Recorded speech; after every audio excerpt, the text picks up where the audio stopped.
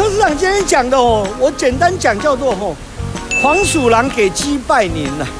歇后语黄鼠狼给鸡拜年的意思是表示不安好心或没安好心。他经常讲到王世坚，就像是魔鬼遇到了十字架。我打个岔，就是今天柯市长一直叫你出来选，他是不是其实也是想说，赶快把你送去国会好了，然后不要让他被监督，是有这样的可能性？没有错啊。柯市长今天讲的哦，我简单讲叫做黄鼠狼给鸡拜年了。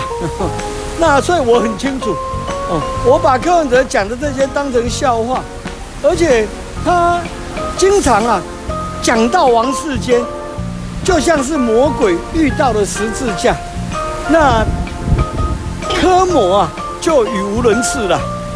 所以我知道，不管他在如何推崇或者揶揄或者消遣，那我都不会中计的啦，因为我要坚守我这个工作的岗位啊。在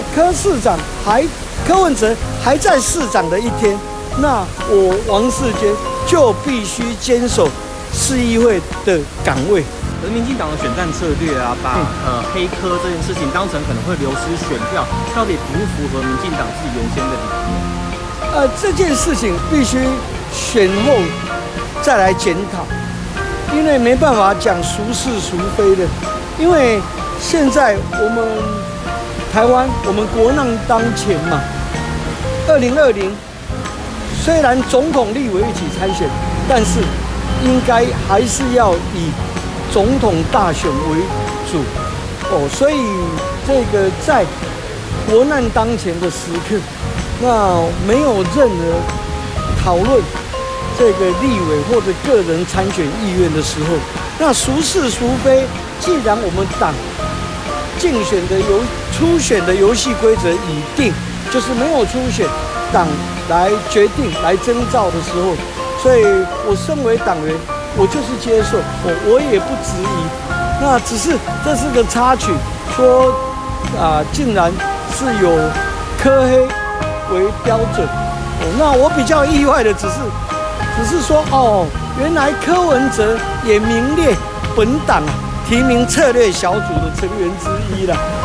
那我是要顾及从我外祖父张荣洲到我父亲王明德，我们家有光荣的投入我们台湾民主运动、本土运动的历史事迹，我要维护这个光荣的传统，我不能被民进党拒绝，所以是我拒绝民进党提名。对。